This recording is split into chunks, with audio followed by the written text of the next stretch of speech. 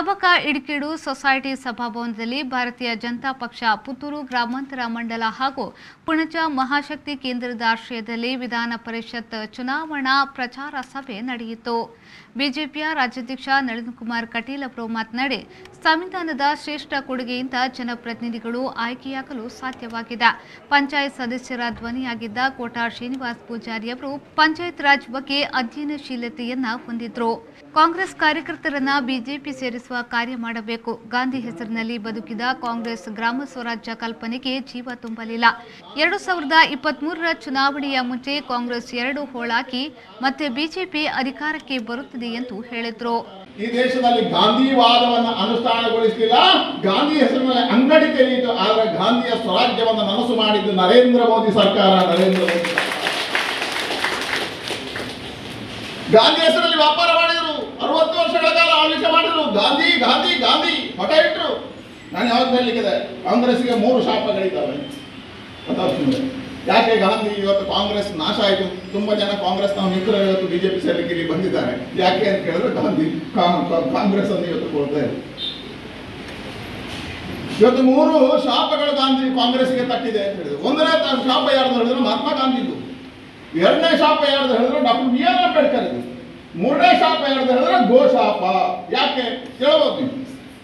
ಈ ದೇಶದಲ್ಲಿ ಗಾಂಧಿಯ ಹೆಸರನ್ನು ಇಟ್ಕೊಂಡು ಗಾಂಧಿ ಹೆಸರಿನಲ್ಲಿ ಮತ ಪಡೆದು ಗಾಂಧಿಯ ಎಲ್ಲ ವಿಚಾರಧಾರೆಗಳನ್ನು ಮನ್ನ ಹಾಕಿದ್ದು ಕಾಂಗ್ರೆಸ್. ಹಾಗಾಗಿ ಗಾಂಧಿ ವಿಚಾರವನ್ನು ಮನ್ನ ಹಾಕಿದ್ದು, ಗಾಂಧಿ ಹೆಸರಲ್ಲಿ ಮತ ಪಡೆಯಿತು. ಜಿಲ್ಲಾ ಉಸ್ತುವಾರಿ ಸಚಿವ ಎಸ್ ಅಂಗಾರ ಅವರು ಮಾತನಾಡಿ, ಕಾರ್ಯಕರ್ತರ ಶ್ರಮದಿಂದ ನಾವು ಎತ್ತರಕ್ಕೆ ಏರಲು ಸಾಧ್ಯವಾಗಿದೆ. ಸಂಘಟನೆಯಲ್ಲಿ ವಿಶ್ವಾಸವನ್ನ ಮೂಡಿಸಿ ವಿರೋಧಿಗಳಿಗೆ ಬಲ ತೋರಿಸುವ ಅಗತ್ಯವಿದೆ. ಜನ ಅಧಿಕಾರವನ್ನ ನೀಡಿದಾಗ ಅಭಿವೃದ್ಧಿಯನ್ನ ಮಾಡಿ ತೋರಿಸಬೇಕು. ಅಭ್ಯರ್ಥಿ ಎಷ್ಟೇ ಇರಬಹುದು, ಆದರೆ ನಾವು ಒಂದೇ ಮತವನ್ನ ಕೊಡಬೇಕು. ಅದು 1ನೇ ಕ್ರಮಾಂಕದಲ್ಲಿ ಕೋಟಾ ಶ್ರೀನಿವಾಸ್ ಪೂಜಾರಿ ಅವರೇ ಆಗಿರಬೇಕು ಎಂದು ಹೇಳಿದರು. ನಮ್ಮ ಸಂಘಟನೆಯಲ್ಲಿ ವಿಶ್ವಾಸವನ್ನ ಮೂಡಿಸುವಂಥದ್ದು, ನಮ್ಮ ವಿರೋಧಿಗಳಿಗೆ ನಮ್ಮ ಶಕ್ತಿಯನ್ನು ತೋರಿಸುವಂಥದ್ದು, ಈ ವಿಶ್ವಾಸ ಮತ್ತು ಶಕ್ತಿಯನ್ನು ತೋರಿಸುವಂಥ ಕೆಲಸವನ್ನು ಮಾಡಿದರೆ ನಮ್ಮ ರಾಜಕೀಯ ವಿರೋಧಿಗಳು ನಮ್ಮ ರಾಜಕೀಯ ತಂಡಕ್ಕೆ ಯಾರೂ ಕೂಡ ಬರುವುದಿಲ್ಲ. ಅದನ್ನು ಹೇಳುವುದು ಮಾತ್ರ ಅಲ್ಲ, ಅದನ್ನು ನಾವು ಕಾರ್ಯದ ಮೂಲಕ ಮಾಡಿ ತೋರಿಸಬೇಕಾಗಿದೆ. ಅದಕ್ಕಾಗಿ ಇವತ್ತು ಈ ಒಂದು ವಿಧಾನ ಪರಿಷತ್ತಿನ ಚುನಾವಣೆಯಲ್ಲಿ ಮತವನ್ನು ಹೇಗೆ ಚಲಾಯಿಸಬೇಕು ಅದಕ್ಕೋಸ್ಕರ ಪ್ರಾತ್ಯಕ್ಷೆಯನ್ನು ಮಾಡಿ ತೋರಿಸಿದ್ದಾರೆ. ಈ ಒಂದು ಪ್ರಾತ್ಯಕ್ಷೆಯನ್ನು ಮಾಡುವ ಸಮಯದಲ್ಲಿ ನಾವು ಕೂಡ ಕೆಲವು ಸಮಯ ಹೇಳ್ತೇವೆ, ಅಂದರೆ ನಮಗೆ ರಾಷ್ಟ್ರಪತಿ ಚುನಾವಣೆ ಇರ್ಬೋದು, ರಾಜ್ಯಸಭಾ ಚುನಾವಣೆ ಇರ್ಬೋದು, ಅದಕ್ಕೆ ಮತದಾನವನ್ನು ಚಲಾಯಿಸುವಂಥ ಒಂದು ಹಕ್ಕು ಇರ್ತದೆ, ಅಧಿಕಾರ ಇದೆ. ಆ ಸಮಯದಲ್ಲಿ ನಾವು ಕೂಡ MLA ಕೂಡ ಮಾತಾಡ್ತಿದ್ದೆವು, ಎಷ್ಟು ಮಾರ್ಗ ಇದನ್ನು ತೋರಿಸೋದು ನಮಗೆ ಗೊತ್ತಿಲ್ವ ಅಂತ ಹೇಳ್ಕೊಂಡು.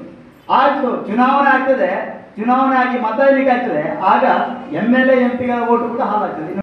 ಪುತ್ತೂರು ಶಾಸಕ ಸಂಜೀವ ಮಠಂದೂರು, ಬಿಜೆಪಿ ಜಿಲ್ಲಾಧ್ಯಕ್ಷ ಸುದರ್ಶನ್ ಮೂಡಬಿದ್ರೆ, ದೇವದಾಸ್ ಶೆಟ್ಟಿ, ವಿಧಾನ ಪರಿಷತ್ ಸದಸ್ಯ ಪ್ರತಾಪ್ ಸಿಂನಾಯಕ್, ಜಿಲ್ಲಾ ವಿಭಾಗದ ಪ್ರಭಾರಿ ಉದಯ್ ಕುಮಾರ್ ಶೆಟ್ಟಿ, ಸಹ ಪ್ರಭಾರಿ ರಾಜೇಶ್ ಕಾವೇರಿ, ಮಂಡಲ ಪ್ರಭಾರಿ ರಾಮದಾಸ್ ಬಂಟ್ವಾಳ, ವೆಂಕಟ್ ಒಳಲಂಬಿ, ಪುತ್ತೂರು ಗ್ರಾಮಾಂತರ ಮಂಡಲಾಧ್ಯಕ್ಷ ಸಾಜಾ ರಾಧಾಕೃಷ್ಣ, ಪುಣಚ ಮಹಾಶಕ್ತಿ ಕೇಂದ್ರದ ಪ್ರಧಾನ ಕಾರ್ಯದರ್ಶಿ ದಯಾನಂದ್ ಶೆಟ್ಟಿ ಉಜಿರೆಮಾರ್, ಪುಣಚ ಮಹಾಶಕ್ತಿ ಕೇಂದ್ರದ ಅಧ್ಯಕ್ಷ ಹರಿಪ್ರಸಾದ್ ಯಾದವ್ ಮತ್ತಿತರರು ಉಪಸ್ಥಿತರಿದ್ದರು.